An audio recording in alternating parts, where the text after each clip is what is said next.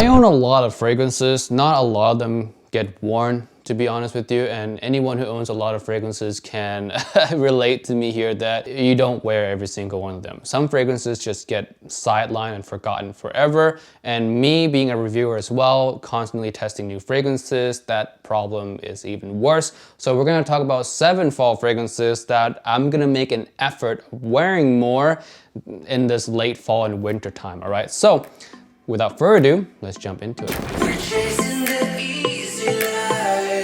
First fragrance here, we have Prada L'Homme Intense. Yes, so this is the flanker to the very popular Prada L'Homme, which is a really nice office fragrance. Fresh, is luxurious, is uplifting, is energetic.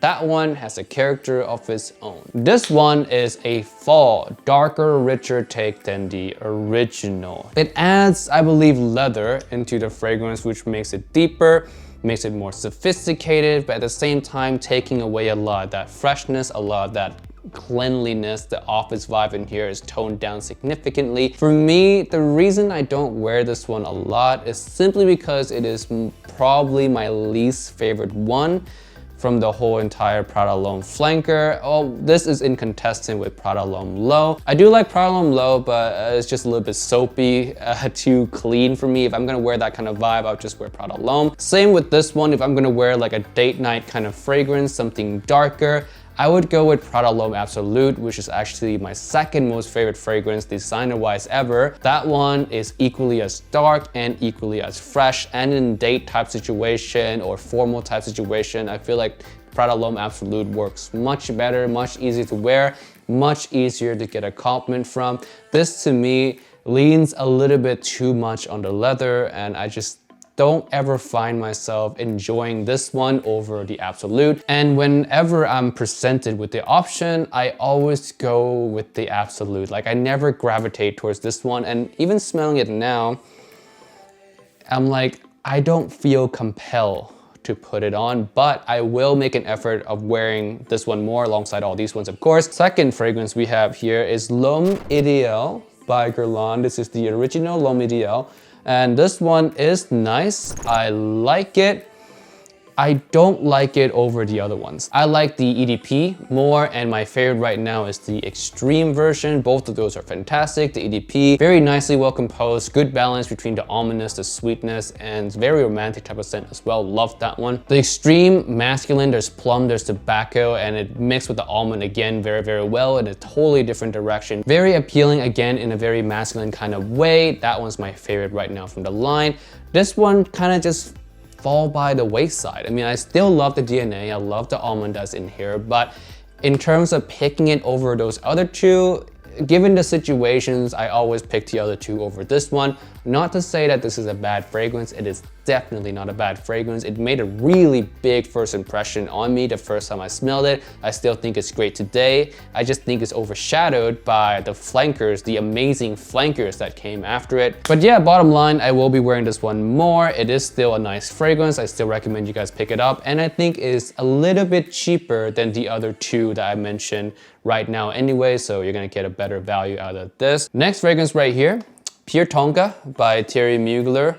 Now, this I've never really gravitated towards. I mean, I like tonka bean, don't get me wrong. I love gourmandish fragrances. I love sweet fragrances. For some reason, this one just doesn't do it for me. It just doesn't. Like, I like it. I would recommend it to people who love tonka bean, but I just, for some reason, never gravitated towards it. This is not something that I have an understanding of myself. When I smell the scent, I mean, I like it. It smells nice. I just don't want to wear it.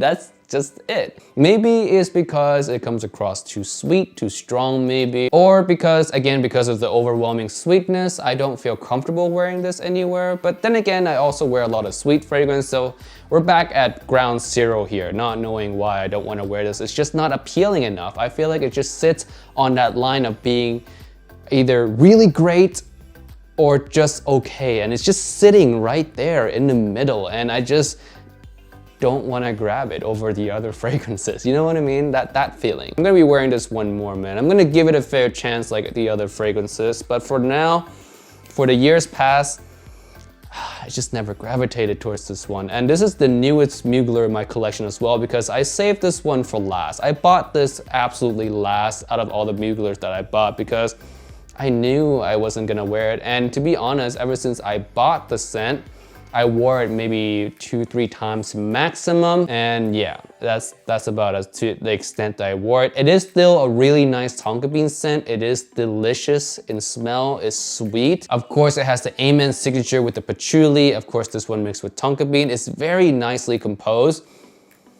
I just don't ever gravitate towards it in comparison to a lot of the other Mugler, sadly. So there you go. Pure Tonka. Next one right here may come to a surprise to a lot of you because I love it a lot. And this one is Armani code Absolute. I love this thing. This thing is a masterpiece, one of the best releases of the year that it was released. It is, man, is it a god tier level sweet fragrance. But it has one big problem, is that I like the Profumo more. So whenever I was picking between this one and the Profumo, I 80-90% of the time grabbed the Profumo over this one because I wear them in the same situation, and yeah, I just like the Profumo more. That's the only reason why I don't wear this one so often. Not at all because it's a bad scent, it's just that there's one that's slightly bit more my taste. But yeah, Absolute here is a silkier, more mature version than the Profumo, less juvenile. The sweetness is toned down. It becomes a very nice kind of creamy. Again, silky is a really good word for this one. Silky, like a gold silky sweetness, just like how the bottle looks. That's how the sweetness comes across, and it's really, really nice. Extremely well blended for a designer fragrance, and I love everything about it, and I'm absolutely looking forward to wearing this one more this season and putting away the Profumo for a while because I want to truly appreciate the beauty that is the Absolute. So yeah, next fragrance we have Dolce & Gabbana, the One Intense, or the Parfum Intense. Yeah, it is a very long name, I will have to say that. It is a more modernized, more romantic, more sensual Dolce & Gabbana, the One. What do I mean by that? The sweetness is toned down. It is a deeper fragrance. It's not as fresh and uplifting because there's no fresh tobacco that's in here. The cardamom that's in here is, of course, a little bit toned down as well, not as fresh. What you're gonna get a lot in here is the cashmere, which gives a really nice kind of smooth, woody feel. There is still sweetness in here that gives off this really romantic date night kind of vibe. I would say if I were to compare it to the original, I would say the original is like a casual kind of date, maybe a little bit upscale, while this is a completely upscale fragrance. I think that's the best way to compare them. But yeah, it's a little bit overshadowed by the One EDP, to be honest with you, because when I smelled this the first time, I wasn't really too enthused, if you will, with this fragrance, but it does smell nice. It does have some potential, and I'm gonna test out the full potential of this one this fall and winter. Hopefully, I end up liking it more than I do now because I really don't want to hate on this fragrance. It is a nice scent, and if anyone were to come and ask me, hey, Timmy, do you recommend the Eau de Parfum Intense version? I'm looking for something for the winter time, something more romantic, Netflix and chill type territory. I would say yes, absolutely, 100% yes. But I'll also recommend the One EDP as well over this one. Oh man, it's hard to follow up to the One EDP, and that's the only sad thing about this fragrance, is that it's just been released in the wrong line. I mean, it could have been released in any other line, it would have done completely fine, but following up the One EDP killed it. But again, I'm gonna wear it a lot more this fall and winter and give it its fair chance to shine, and I'll come back and tell you guys about it later. Next one right here, Pulse of the Night by ISSEY MIYAKE. Now this is great. It is great. It's powdery. It has vetiver in here, just patchouli. It smells in the same ballpark as Prada Luna Rosa Black and Allure Homme Sport or Extreme minus the mint. Just the powdery-ish tonka bean, there's sweetness, there's darkness, some sensualities that's in this fragrance. The only downside is that I prefer the other two over this one. Any day of the week, man. Like Prada Luna Rosa Black fantastic fragrance. That one has some darkness, some sweetness in it as well. It's a little bit more fresh, which makes it a little bit easier to wear. To me, that has a little bit more character as well. And of course, Allure Homme Sport Eau Extreme, the king of designer fragrance for me. That's my #1 favorite designer fragrance of all time. The mint and the tonka bean works extremely well together. It's sweet, it's sexy, while at the same time sporty. Love. And this one being in the same ballpark as Allure Homme Sport Eau Extreme, that's very rough, because given any chance, 100% of the time, if I want a tonka bean, if I want a powdery-ish tonka bean fragrance that's sensual and mass appealing, I'm gonna grab Allure Homme Sport Eau Extreme every time. Guess how many times this one got worn ever since I bought it? Less than 10, I would say. Yeah, less than 10 wears, because I just never, like almost never gravitate towards this one. I do, however, pick it up and spray it on my skin every now and then to remind myself of what it smells like. But in terms of wearing it outside to work, I pick Allure Homme Sport Eau Extreme over this one almost every time. And that's also the same problem with Luna Rosa Black as well. That one doesn't get worn so often because of Allure Homme Sport Eau Extreme being my preferred tonka bean choice.